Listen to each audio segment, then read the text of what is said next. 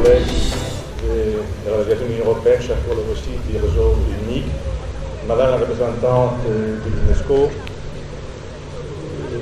chers invités, chers Coréens qui nous accompagnent aujourd'hui dans cette cérémonie.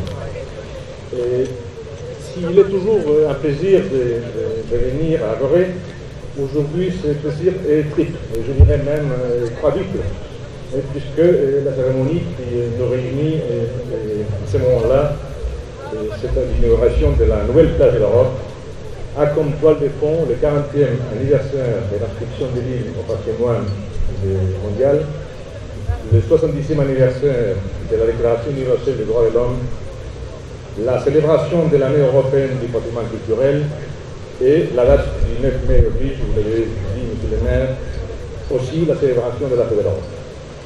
Voilà, pour la petite histoire, vous savez déjà que cette place, aujourd'hui, on ne l'inaugure pas, on peut dire qu'on le réinaugure, puisqu'elle a été ouverte il y a déjà 15 ans à l'occasion du visite officiel au Sénégal de M. Rohan Prodi, qui était le président de la Commission européenne à l'époque. Et nous savons tous, en 1978, Gorée a été inscrite par l'UNESCO au patrimoine mondial à cause de ce qu'elle représente, tant pour la beauté de l'île que pour son histoire.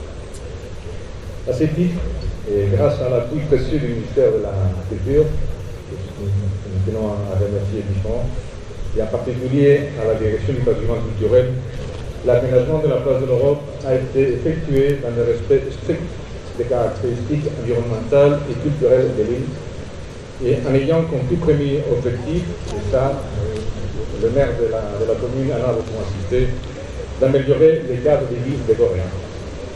Ils seront en effet les tout premiers bénéficiaires de cet espace vert, de cet espace de restauration et de détente, ainsi que de cette esplanade qui nous entoure et qui nous invite tous à la promenade. Comme deuxième objectif, le projet a mis l'accent sur la formation et l'emploi.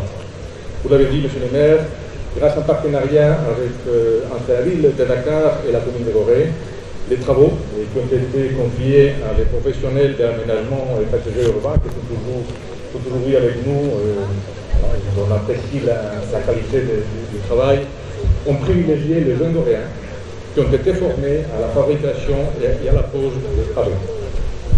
Enfin, et par la même occasion, on a voulu renforcer l'attractivité de l'île en tant que haut lieu de la culture et du tourisme au Sénégal. Nous espérons que ces nombreux visiteurs y trouveront aussi leur bonheur.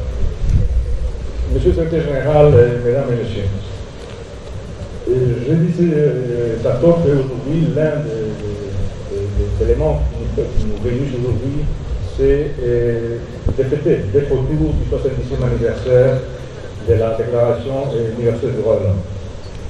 Nous ne pouvons pas parler des droits de l'homme sans évoquer les passés douloureux de l'île. Des siècles durant, elle a été au cœur des rivalités entre les nations européennes pour le contrôle de la traite négrière. D'une façon ou d'une autre, elle reste ainsi un symbole de l'exploitation cruelle.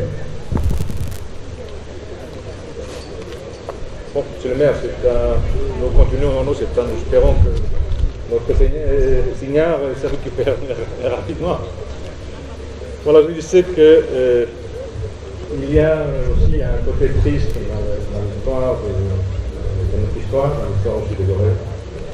Et pour ne pas l'oublier, il faut en parler. Il en faut, d'autant plus qu'en plein XXIe siècle, une nouvelle forme d'esclavage a vu le jour. C'est le trafic des migrants. Un trafic qui est le plus odieux des méfaits du crime organisé, sans pour autant être perçu comme tel. À tort, il est souvent vu comme un simple service, un cercle illicite, monnayé, un candidat à une vie meilleure sur votre terre. La réalité, malheureusement, est tout autre.